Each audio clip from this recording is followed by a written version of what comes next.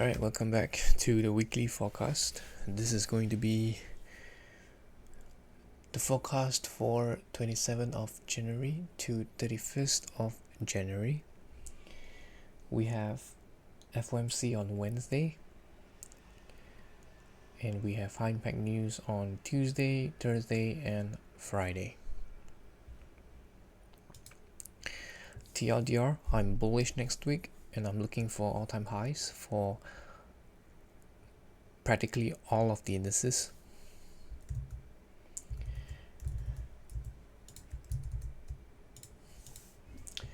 Alright, so next week I'm expecting the week to be a classic Tuesday low of the day,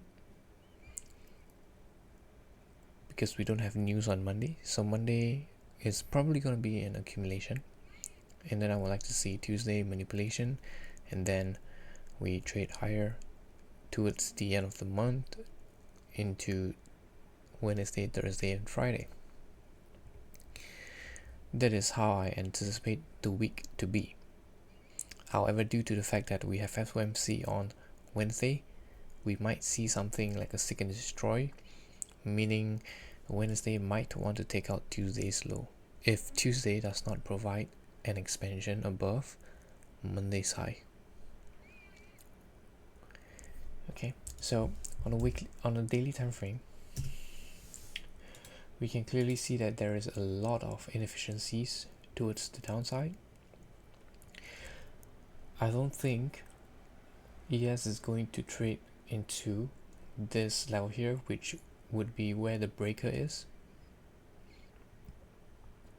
because ES it's the leadership in bullishness among the three indices.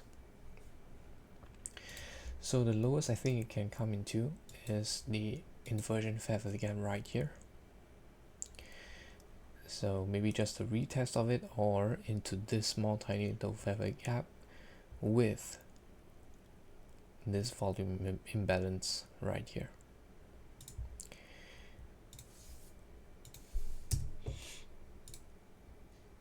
Taking a look at the IPTA, this is 20 days moving, 20 days highs and lows.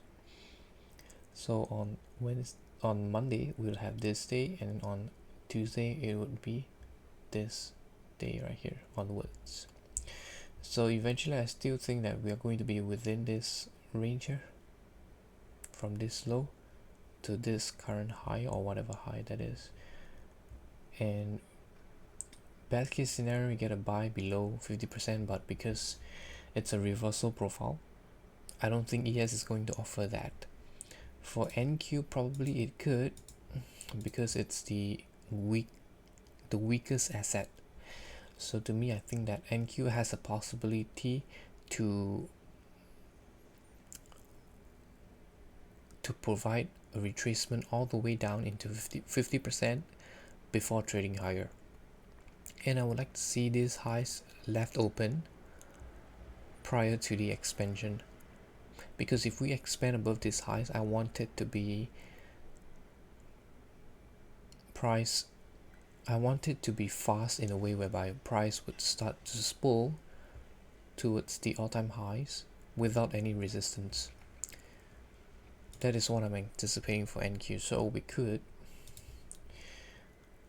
delay it, and then on Wednesday make the low of the week, and then gravitate higher to take out these highs, and then eventually run into these highs right here. However, because of the range, I think that if it wants to run above these highs here, it has to be taken out in the first half of the week, which means Tuesday or Wednesday. Then it would provide a reasonable amount of time for it to trade above these highs. Because let's just say we delay the manipulation, and then we expand after Wednesday, for example. I don't think in 2 days time price is going to reach into this high here above this high, because we would be attacking this high in the later part of Wednesday if that is going to be the delayed manipulation, then Thursday price would need to take out this high, alright, for us to trade back down into the weekly range around 25% to 30% to close out the weekly candle, TGIF basically. So in terms of time wise, I would prefer price to attack the highs on Tuesday, right? That would be the best case scenario. So Monday we get the Tuesday or early Wednesday, that would, both is fine as long as it's not on FOMC itself. I think it's fine, right? Because I want price to be above these highs on at that point of time whereby we have FOMC. Same thing here, I would like to see price above these highs here prior to FOMC. That would be the best case scenario for the weekly candle to expand way higher above this high for NQ. In an event we don't get this high attacked, then my eyes would drop back into the lows right here, because eventually, keep in mind, on the 3 months chart, there is still this fair value gap that ES has not traded into, and we're just in January. We have February and we have March. In terms of seasonal tendencies, mid-February to mid-March is supposed to be a bullish season. Therefore, price can be just taking out the highs and then reverting back down to take out the lows. Basically, you would see it as a seek and destroy on the low time frames, which would be very problematic. Not very problematic, but not easy to navigate. That's how I would put it. But right here, as you can see, Dow Jones is the cleanest among the three. We reached down into the fair value gap, a bullish fair value gap on the 3 months candle. Right, and right now we're gravitating towards the previous high. So this is perfect market structure here. For NQ, it's really messy. We have long wicks, similar for ES as well. However, we do have this fair value gap, but as you can see, we did not reach into it. So this right here, to me, is still a very big magnet for the later part of the year. Not sure which part, but we shall wait for the April's opening price to determine that. Right, and this high right here is also last year's high. If we take a look at the yearly candle, we open up near the highs. Do I personally think that we are going to gravitate higher and higher and higher without any retracements or consolidations? Personally, I don't think so. I think that we are just going to take out the highs and then trade back down into the range to print a larger wick right here. And eventually this year is probably going to be a consolidation year, because we have been expanding higher for the past 2 years. So let's just say this candle decides to expand higher, okay? I mean, this is right now we are talking about the macro and higher time frames. It's out of the discussion for the weekly forecast, but when I see something, I would like to point it out. So if we continue to trade higher for this year, next year is going to be a year to short the market into whatever fair value gap that is presented right here.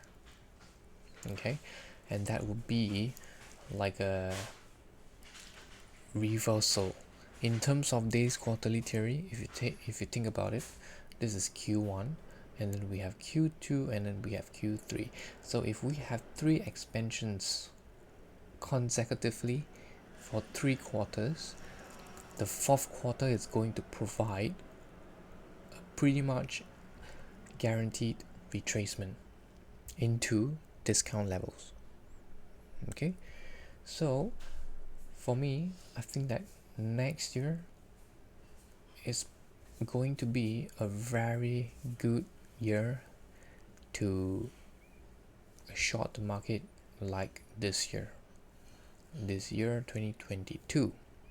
Remember that year where ICT has the easiest time on the daily time frames? This was the year. Okay, and if you take a look at it, this is Q4, right? Q1 was here. This is the new cycle. Every US election year is a cycle, so 4-year cycle. So US election year is every 4 years, and the last election was held on 2024. So if we drop back to 4 years, 1, 2, 3, 4. Sorry, 4 years is here. 1, 2, 3, 4. Okay, so the last election was held in 2022, right?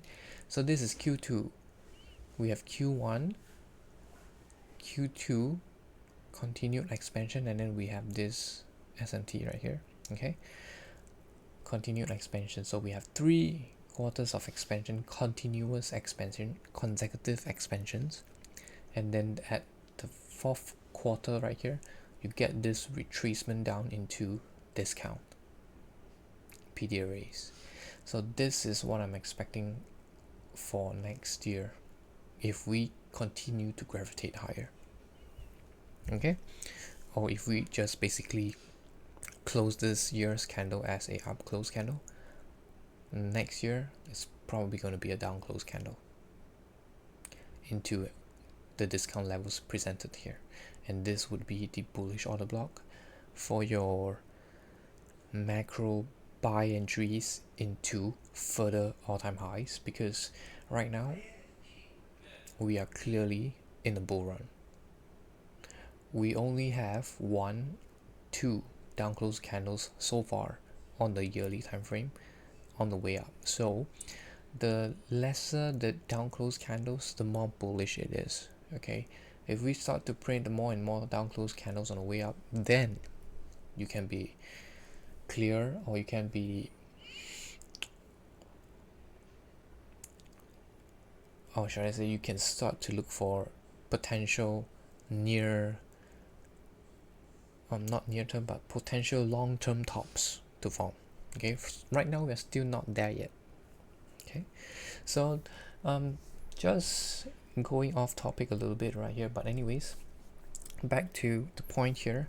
Next week I'm bullish and I'll look for higher prices, and I would like to see Tuesday make the low of the week. Best case scenario, that's gonna be the easiest to trade. And then Wednesday, I would like to see price take out the high in the early part of Wednesday. That is the deadline prior to FOMC. Okay, because if price is able to do that, we would be able to continue to expand higher, and Nasdaq would have a higher probability of taking out this high. If we attack this high right here after FOMC, I will be looking for retracement back into the weekly range. Right, and that's it for this session here. I hope you enjoyed this. If you like, if it helps you in your analysis, or if you have learned something about this session here, from this session here, do leave a like, and if you have any questions, do leave them in the comments section down below. Thanks for watching. Have a great weekend, and if you happen to be Chinese, Happy New Year. Happy Chinese New Year. And that's it. I'll talk to you again.